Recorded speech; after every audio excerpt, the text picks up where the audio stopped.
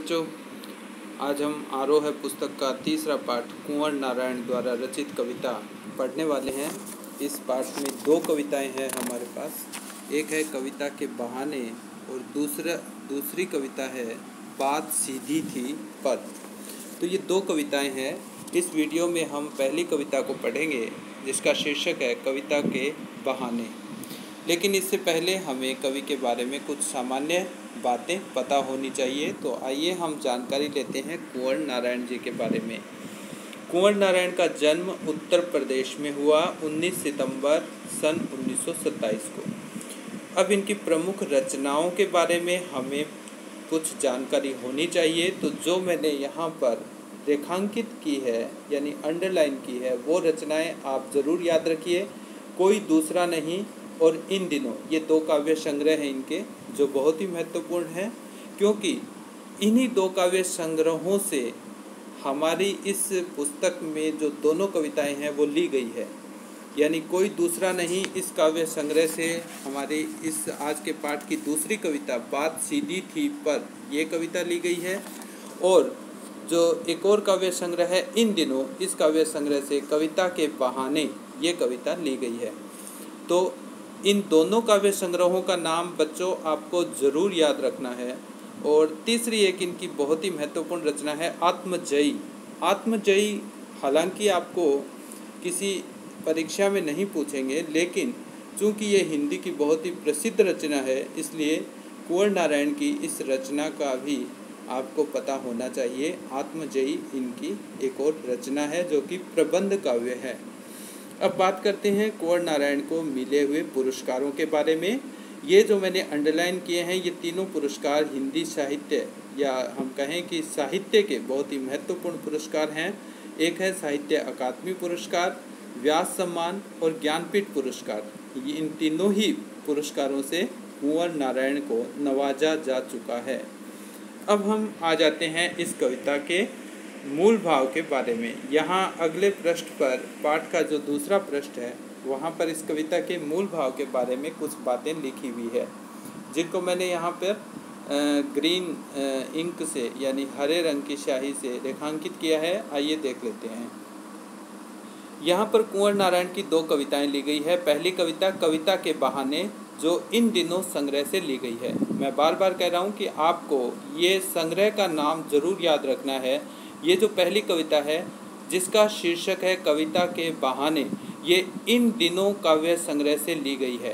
कुंवर नारायण द्वारा रचित है, इन दिनों काव्य संग्रह से ली गई है। कविता का शीर्षक है कविता के बहाने। तीनों चीज़ें याद रखनी है, कविता का शीर्षक, कवि का नाम और उस काव्य संग्रह का नाम जिस संग्रह से ये कविता ली गई है। आज का समय कविता के वजूद को लेकर आशंकित है। शक है कि यांत्रिकता के दबाव में कविता का अस्तित्व नहीं रहेगा। ऐसे में यह कविता कविता की अपार संभावनाओं को टटोलने का एक अवसर देती है।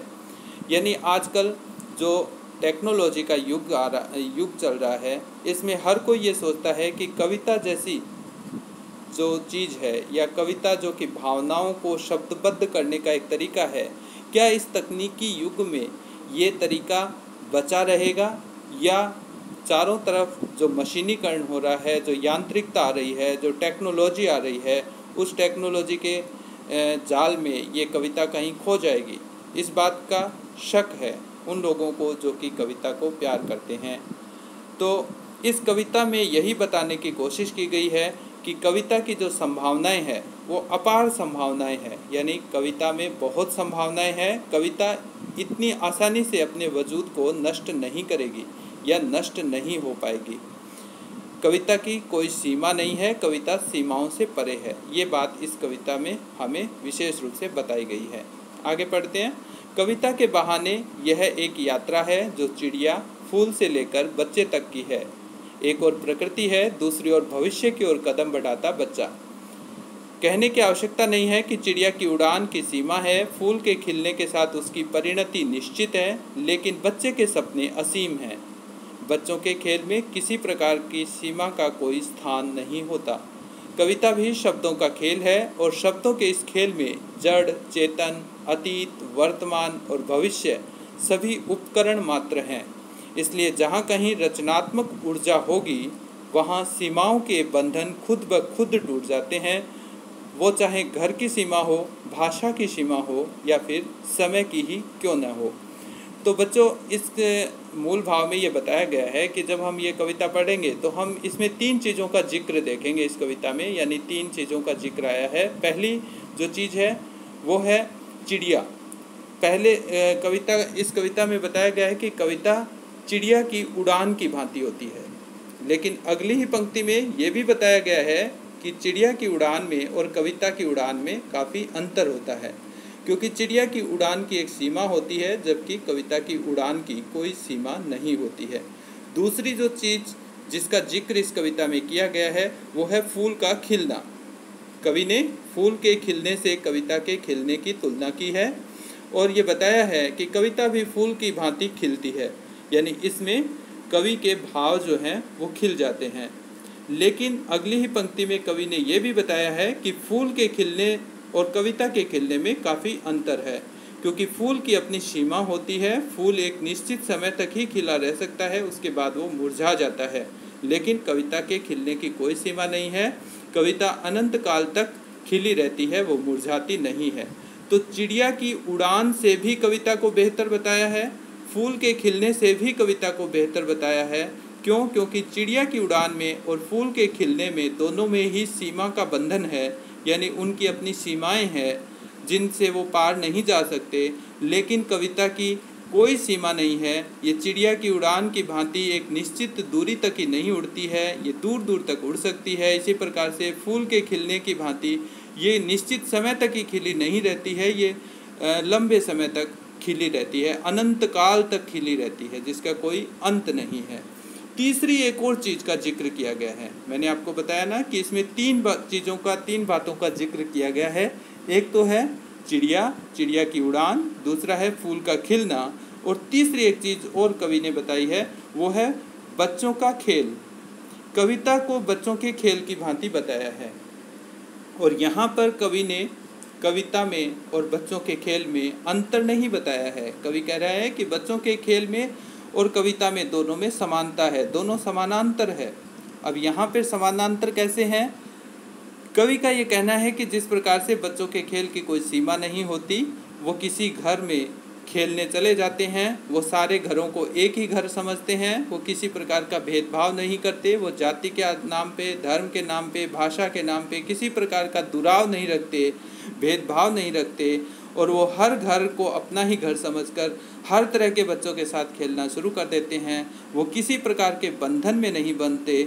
इसी प्रकार से कविता भी किसी प्रकार के बंधन में नहीं बंधती है और वो किसी प्रकार का भेदभाव नहीं करती है।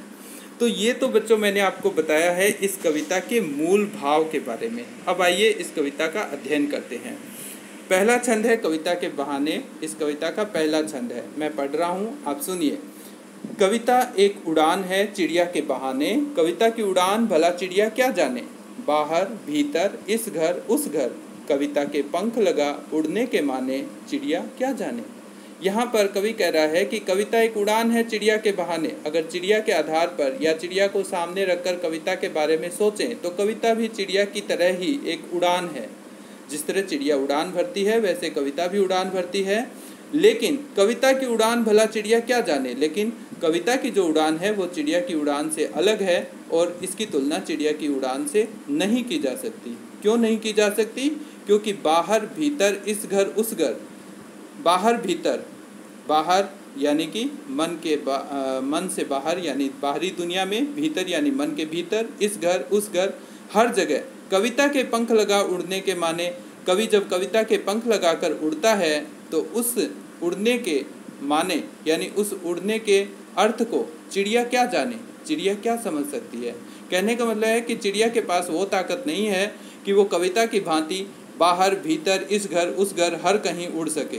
कविता जो है वो हर जगह उड़ान भर सकती है, लेकिन चिड़िया जो है वो किसी निश्चित स्थान तक ही जा सकती है, निश्चित दूरी तक ही जा सकती है। इसलिए कवि जब कविता के पंख लगाकर उड़ता है तो उस उड़ान को चिड़िया नहीं जान सकती, क्योंकि चिड़िया की उड़ान की अपनी सीमाएं हैं, जबकि कविता की उड़ान की कोई सीमा नहीं है। अब बच्चों इसमें कुछ शिल्प सौंदर्य से संबंधित बातें हैं। शिल्प सौंदर्य का मतलब है कि इसमें भाषा, छंद, रस और अलंकार से संबंधित कुछ बातें जो हमें ध्यान में रखनी चाहिए। क्या है?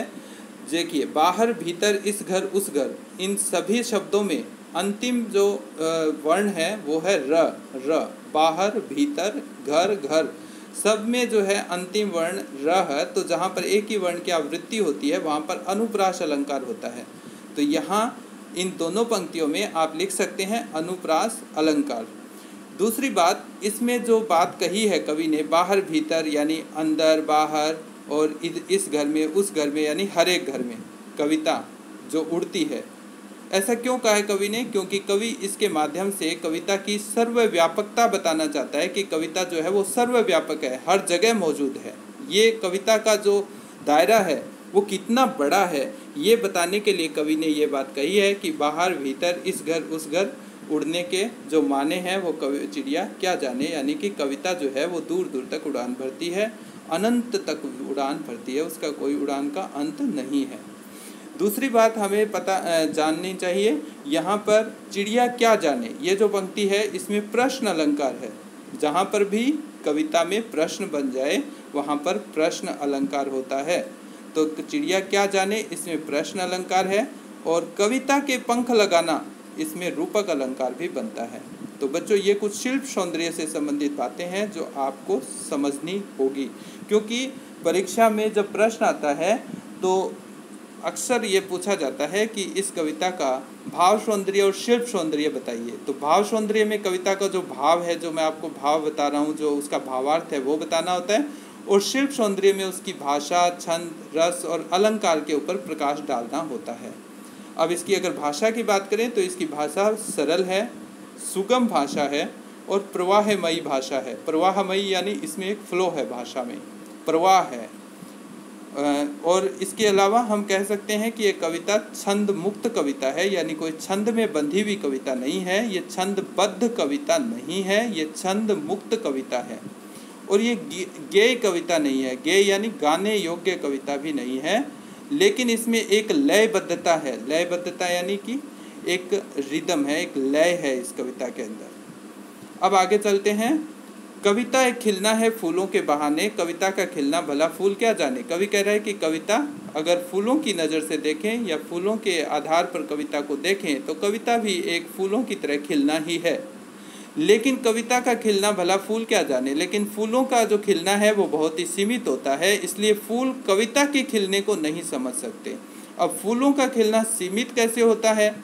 क्योंकि बाहर, भीतर, इस घर, उस घर, बिना मुरझाए महकने के माने फूल क्या जाने। फूल जो है वो मुरझा जाते हैं, जबकि कविता बिना मुरझाए महकती रहती है। कहाँ कहाँ महकती रहती है? बाहर, भीतर, इस घर, उस घर, यानी हर जगह। तो कविता हर जगह, हर काल में, हर स्थान पर महकती रहती है, उसकी महक कभी खत्म नहीं होती, वो कभी मुरझाती नहीं है, जबकि फूल मुरझा जाते हैं। इसलिए कवि ने कहा है कि कविता का जो महकना है बिना मुरझाए, उसे भला फूल क्या जाने, क्योंकि फूल तो मुरझा जाता है, फूल की कमजोरी है कि वो मुरझा जाता है, कविता मुरझाती नहीं है। तो कविता को फूलों की तरह खिलना तो बताया है, लेकिन कवि ने यह भी कहा है कि कविता के खिलने में और फूल के खिलने में काफ़ी अंतर है, क्योंकि फूल के खिलने की अपनी सीमा है, जबकि कविता के खिलने की कोई सीमा नहीं है। इसमें भी अलंकार और भाषा की बात करें तो भाषा सरल भाषा है, प्रवाहमयी भाषा है, लयबद्धता है भाषा में, छंद मुक्त कविता है, और फूल क्या जाने इस पंक्ति में फिर से प्रश्न अलंकार बनता है। बाहर, भीतर, इस घर, उस घर, इसमें अनुप्रास अलंकार बनता है। और फूल क्या जाने यहाँ पर मानवीकरण अलंकार भी है। मानवीकरण अलंकार क्यों है? क्योंकि फूलों से ये अपेक्षा की जाती है कि वो मनुष्य की तरह जाने, मनुष्य की तरह उनका भी ज्ञान हो, लेकिन फूलों के पास कोई जानने की ताकत थोड़ी होती है।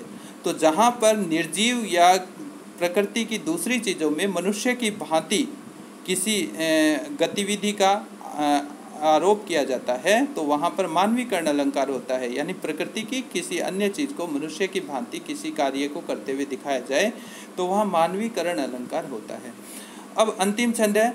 कविता एक खेल है बच्चों के बहाने, बाहर भीतर यह घर वह घर, सब एक कर देने के माने बच्चा ही जाने। यहाँ ये जो अंतिम छंद है, मैं समझता हूँ कि ये पूरी कविता का भाव है, ये पूरी कविता का निचोड़ है, रस है, सार है।